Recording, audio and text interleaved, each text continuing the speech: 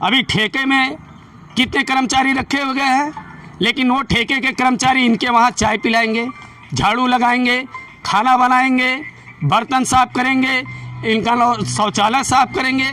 आप ही बता दीजिए, अगर ठेका कर्मचारी रखा गया है तो वार्ड की सफाई व्यवस्था के लिए कि इनके घर की सफाई व्यवस्था के लिए? माननीय अध्यक्ष जी, अभी कुछ दिन पहले वह हाथी के लिए जान लगा रहे थे और आज के समय में उनका पोस्टर जो है भाजपा के साथ रेगुलर दिखाई दे रहा है। तो देखिए, राजनीतिक साजिश कौन कर रहा है तो जनता बहुत अच्छी तरीके से जानती है कि वास्तव में कौन किसके साथ था और कौन किसके साथ रहेगा। नौतनवा की जनता बहुत अच्छी तरह जानती है और यह कोई साजिश नहीं है। वह उनके जो कुकर्म है धीरे धीरे जनता के बीच में जाएगा। जब कोरोना काल में कोई पैसा नहीं आया तो ये अपने व्हाइट हाउस के जस्ट बगल में अपनी स्कूल बनवा रहे हैं और स्कूल से कोई आबादी ना होते हुए भी वहाँ रोड बनवाया जा रहा है। ये पैसा किसके घर से आया? नमस्कार, चौथा स्तंभ यूपी न्यूज़ में आप सभी का स्वागत है। वर्तमान में हम महाराजगंज के नौतनवा नगर पालिका में मौजूद हैं। आपको बता दें कि यहाँ पर एक विवाद हुआ है चेयरमैन और जो सभासद हैं, 13 जो सभासद हैं कहीं ना कहीं एक तरीके से आप कह सकते हैं कि बागी हो गए हैं। उनका शिकायत ये है कि जो नौतनवा के चेयरमैन हैं गुड्डू खान, वो 5 महीनों से बैठक नहीं करा रहे हैं और सूचित नहीं करते हैं। उस कारण से जो ये सभासद हमारे पीछे दिखाई दे रहे हैं ये बैठक में शामिल नहीं हो पाते हैं। तो इन्होंने इस संबंध में एसडीएम को एक शिकायत भी दिया है। और आपको बता दें कि जैसा कि कल आपने देखा कि मुख्यमंत्री योगी आदित्यनाथ जो उनका ग्रहण है, शपथ ग्रहण, वो ले चुके हैं। और यहाँ नौतनवा की राजनीति की बात करें तो आप पीछे जाएंगे, जो विधानसभा चुनाव हुआ है उसमें कहीं ना कहीं जो 2 परिवारों का आधिपत्य था नौतनवा में, उसको भाजपा और निषाद गठबंधन के प्रत्याशी ऋषि त्रिपाठी ने खत्म कर दिया है और विधायक बन गए हैं। तो कहीं ना कहीं आशंका जाहिर की जा रही है, राजनीतिक गलियारों में एक चर्चा और भी है कि इस बार जो यहाँ का चेयरमैन बनेगा कहीं ना कहीं वह बीजेपी समर्थित हो सकता है। इसी संबंध में अधिक जानकारी के लिए हम बात करेंगे। हमारे साथ सभासद हैं यहाँ के ब्रिजेश मणि जी। मामला क्या है, आप लोग क्यों एसडीएम के पास ज्ञापन लेकर गए? हम लोगों का सबसे पहला जो मामला यह है कि चेयरमैन साहब कुछ दिनों से, जैसे अब हम लोग अपने वहाँ विकास की बात करते थे तो वह विकास की बात को बार बार झुठलाने का प्रयास करते थे। पैसा नहीं आ रहा, कोविड की बात बता के, दुनिया भर की बात बता के। हम लोगों ने कहा था कि अच्छा, ज़्यादा नहीं कुछ कर सकते तो बोर्ड फंड का जो पैसा जमा होता है उससे पैसा निकाल के हम लोगों का छोटा मोटा, जैसे नया निर्माण तो नहीं कर सकते लेकिन टूटी फूटी नालियों का निर्माण कर सकते हैं, छोटे मोटे गड्ढों को भर सकते हैं। तो इस टाइप का जो है अगर आप कार्य कर देंगे तो हो सकता है उस सड़क की उम्र बढ़ जाए, नाली की उम्र बढ़ जाए और हम लोगों का भी जो हम जनता के बीच में जाके अपना चेहरा दिखाने के काम आ जाएं।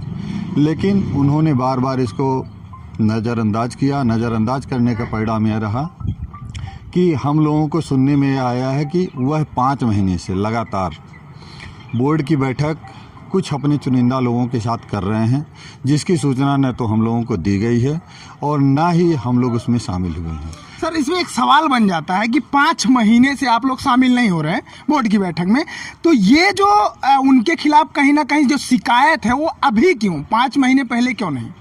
जब हमको पता चला कि इस प्रकार का कार्य चल रहा है, जैसे जब तक हम लोग पूरी तरह से आश्वस्त नहीं हो गए तब तक हम लोगों ने कहीं उसका विरोध नहीं किया।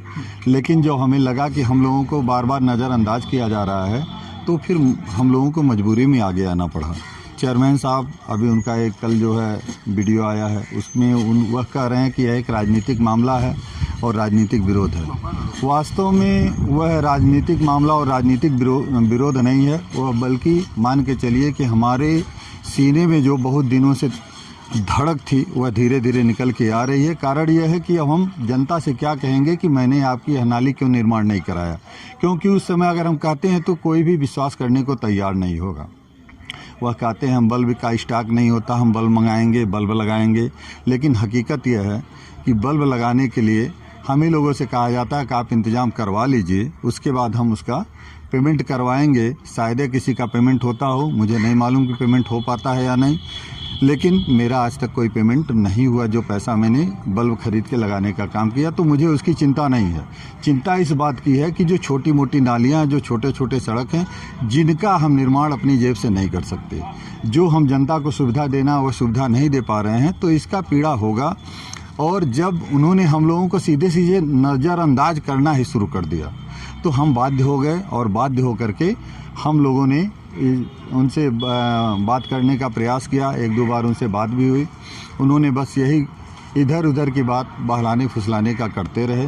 लेकिन अंत में हम लोग थक हार के माननीय आयुक्त महोदय के नाम से एसडीएम नौतनवा के कार्यालय में उप नायब तहसीलदार नौतनवा को हमने एक प्रार्थना पत्र रिसीव कराया। राजनीतिक गलियारों में चर्चा है, या एक आप कहिए कि जो आपका विरोधी खेमा है वो कहता है कि जिस प्रकार से नौतनवा में विधायकी के चुनाव में बदलाव हुआ है, 3 बार से गुड्डू खान चेयरमैन हैं, और ये सभी जानते हैं, जग जाहिर है कि वह पूर्व विधायक अमन मणि के समर्थक हैं, तो कहा जा रहा है कि उनको हटाने के लिए इस बार साजिश रची जा रही है।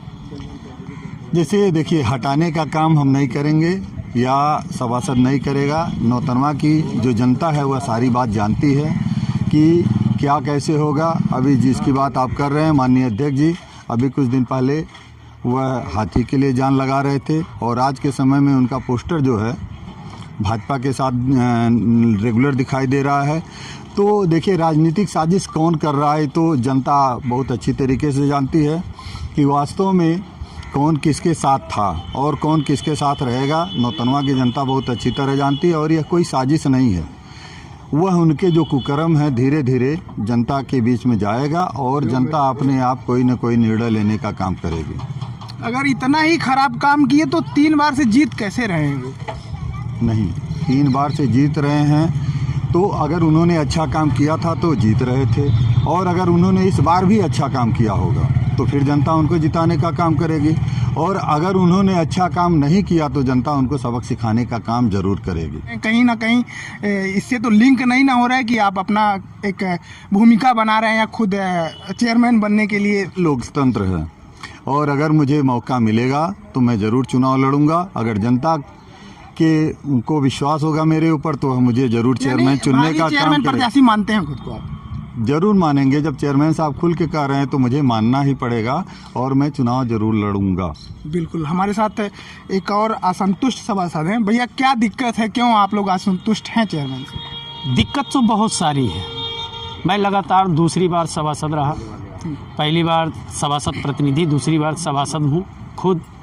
जब मैं सभासद प्रतिनिधि था तो मुझे बोर्ड में बोलने का मौका नहीं मिलता था, इसलिए मैं उस बोर्ड में तो नहीं बोल पाया। लेकिन इस बोर्ड में जब मैं पहुंचा तो बोला भी।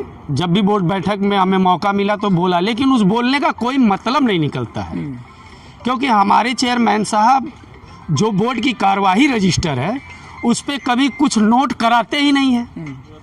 अगर हम उसका विरोध करते हैं तो हमारे वहाँ कोई काम भी नहीं होगा। आज हमको खुल के इसलिए बोलने का मौका मिला क्षेत्र में। इसके पहले भी हम लोग बोले थे।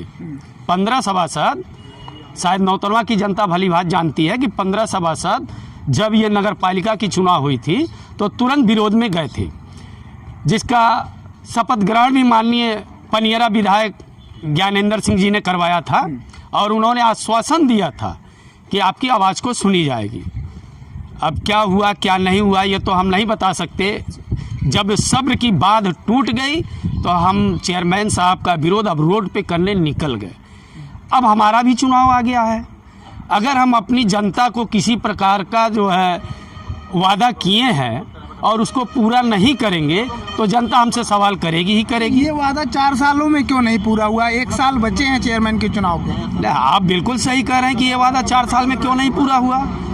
हमको 2 साल 3 साल का तो कोरोना काल दिखाई दे रहा था। जब भी उनसे बात किया जाए तो कहे कोरोना काल के कारण कोई पैसा नहीं आया, मैं कहाँ से विकास करूं।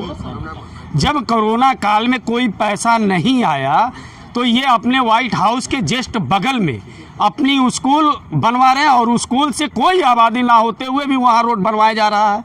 ये पैसा किसके घर से आया? अभी इन्होंने कहा कि मैं कैंप कार्यालय अपने घर से चलाऊँ, रोड से चलाऊँ, कहीं से भी चलाऊँ, जनता की सेवा करनी है। आप बेशक कहीं से भी आप जनता की सेवा कर सकते हैं, लेकिन जनता की सेवा करने के साथ साथ जो हमारी सरकारी कर्मचारी लगे हुए हैं आपके साथ, वो रोड पे बैठ के तो काम नहीं ना करेंगे।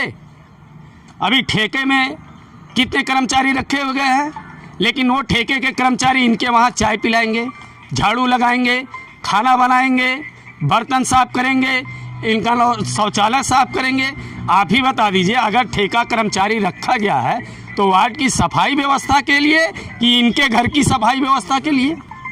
बिल्कुल बिल्कुल। जो सभासद मेरे पीछे जितने भी लोग दिख रहे हैं सारे सभासद हैं, इनका जो आरोप है बहुत ही गंभीर है। जैसा इन्होंने बताया कि जो नगर पालिका के कर्मचारी हैं उनको निजी उपयोग में लिया जाता है।